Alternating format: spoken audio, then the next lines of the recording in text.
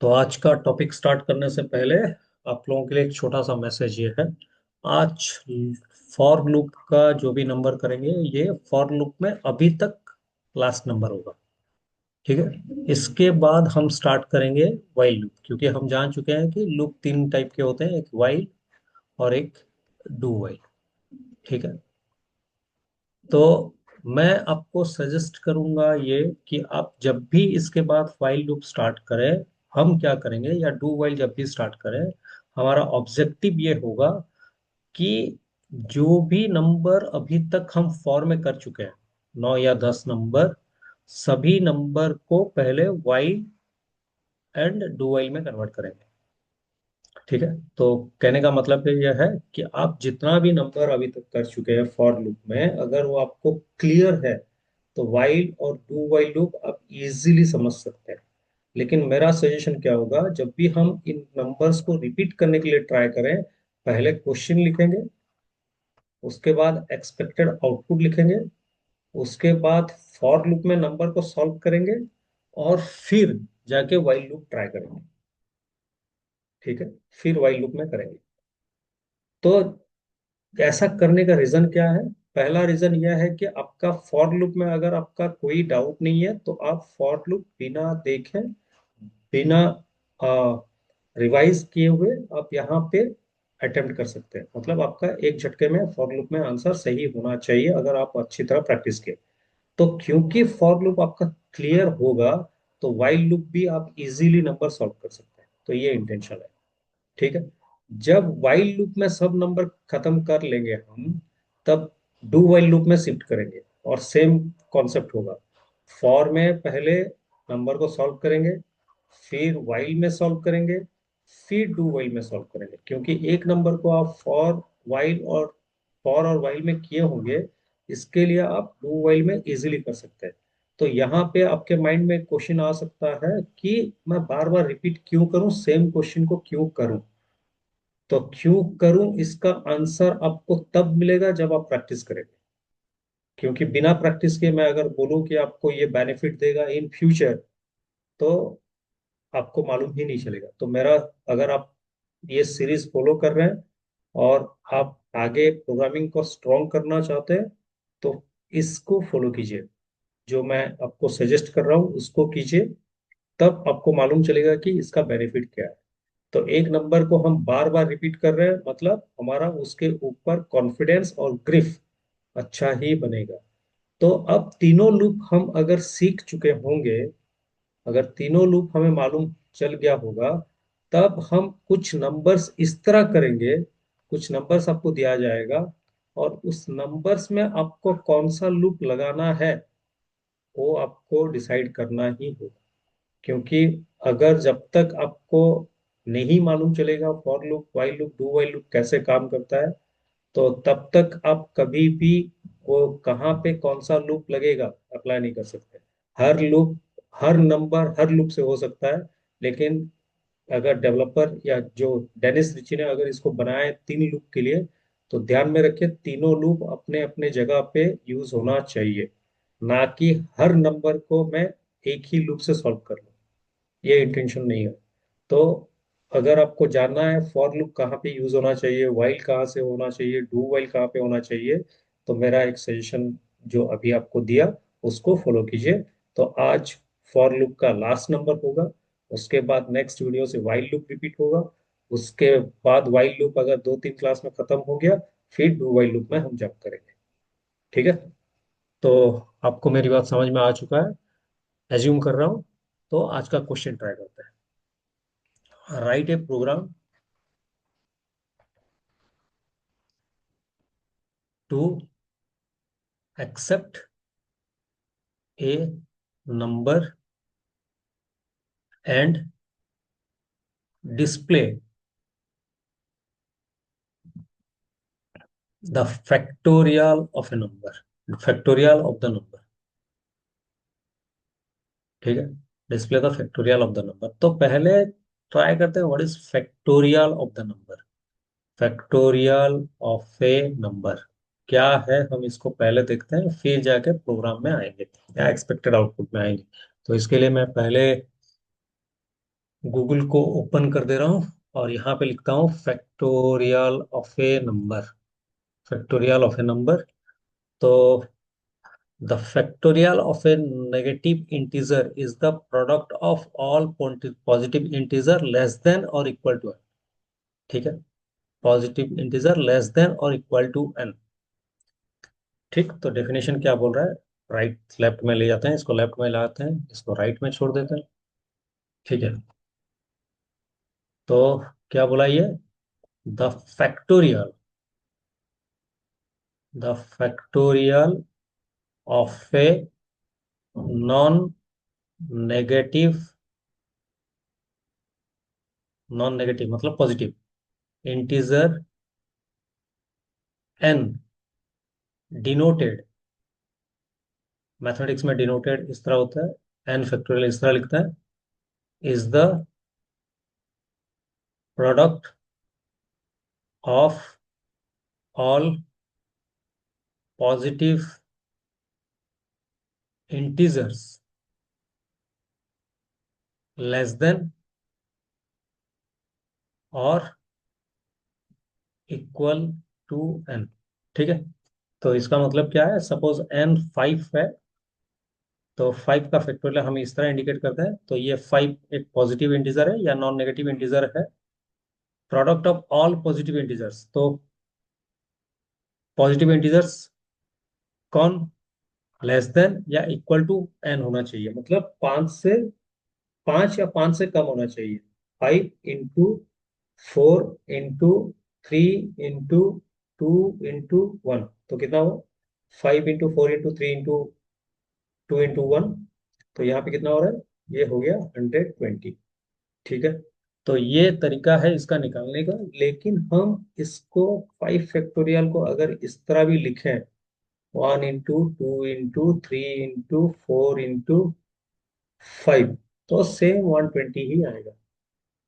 ठीक है। तो होप आपको समझ में आ चुका है। तो अगर इस प्रोग्रामिंग का कॉन्सेप्ट आपको समझ में आ चुका है, तो आप अपने हिसाब से ट्राई कर सकते हैं। तो वीडियो को पॉज कर लीजिए और ट्राई कीजिए। ठीक है।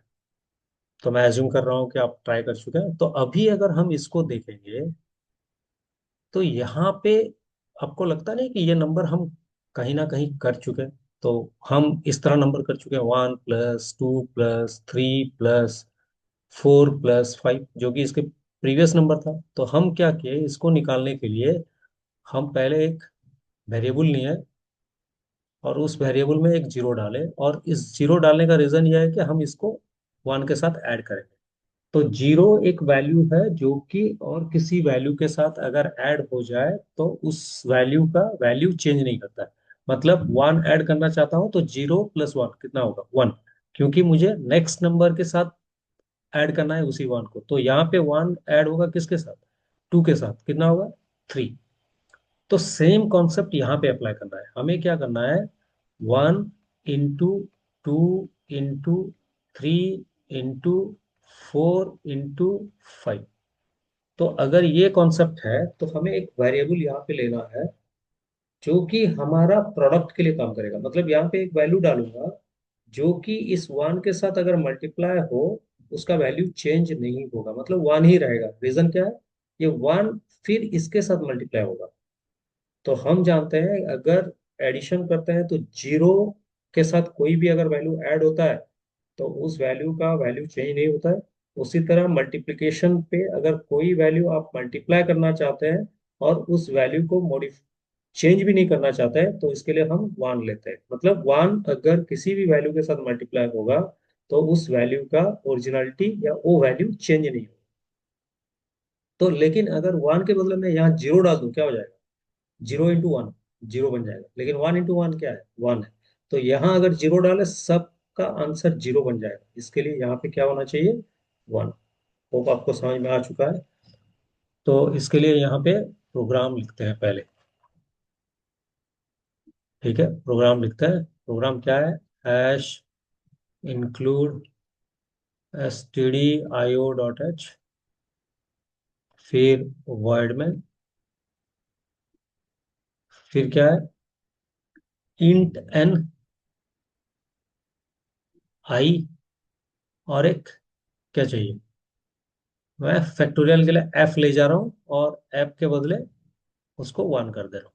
ठीक है, तो क्या होगा message, print F enter a number. ठीक है, फिर scan F percentage D percent N. हो गया, बढ़िया। फिर क्या है, अभी लूप चलाना है।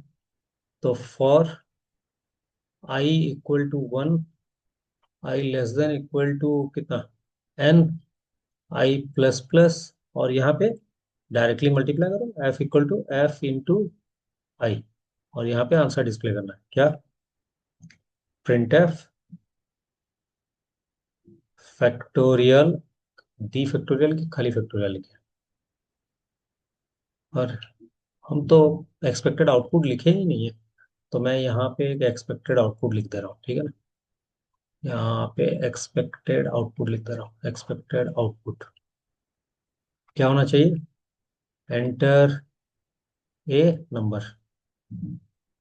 तो सपोज 5 दे रहे हैं, तो आंसर क्या होना चाहिए, फैक्टोरियल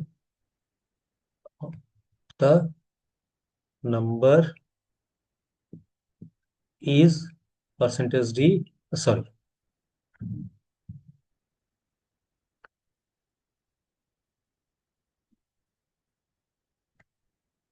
होना चाहिए 120। ठीक है, क्योंकि हम मल्टीप्लाई कर चुके हैं, तो यहाँ पे आंसर क्या आएगा, direct factorial of the number is percentage d और एफ। ठीक है, तो ये है प्रोग्राम। तो इसका मेमोरी आउटपुट ट्राई करते हैं, राइट साइड में और ये लेफ्ट साइड में। ठीक है, तो यहाँ पे आ गया मेमोरी हमारा, और नीचे आ चुका है क्या, आउटपुट स्क्रीन। ठीक है, तो hash include stdio.h for printf and scanf, void main starting function, opening curly bracket, execution of main function, int nif equal to 1 variable declaration which reserves space in memory, n के लिए एक जगह, i के लिए एक जगह, f के लिए एक जगह, और f में 1। तो क्या आएगा इसका answer, enter a number, enter a number, ये खत्म, scan F percentage D M percent N, 5 दे रहा हूँ, और ये जाके एन में स्टोर हो जाएगा। ठीक है, अब आते हैं i equal to one, for i equal to one, one less than equal to n, n में कितना है 5, कंडीशन क्या है, ट्रू, तो कंडीशन इज ट्रू। ट्रू होने पे f equal to f into one, f में कितना है वन, वन इंटू वन कितना, वन। फिर यहाँ से ऊपर चला जाएगा, नीचे आएगा नहीं, i plus plus, i plus plus कितना, टू, फिर टू, यहाँ से कहाँ आएगा, यहाँ पे two less than equal to five, condition true. तो f equal to f into i, f में है वन, वन इंटू टू कितना, टू, तो फिर i plus plus three, three less than equal to five, condition true, f into i, two into three, six, फिर i plus plus four, four less than equal to five, condition true, f into i कितना, 24, फिर f i plus plus, i plus plus कितना, five, five is less than equal to five, condition true है, f equal to f into i, 25 into five कितना, 120, फिर आई equal to i plus one, i plus one कितना, six, six less than equal to five, condition false. तो नीचे आएगा printf के पास, क्या करेगा printf, factorial of the number is print करेगा।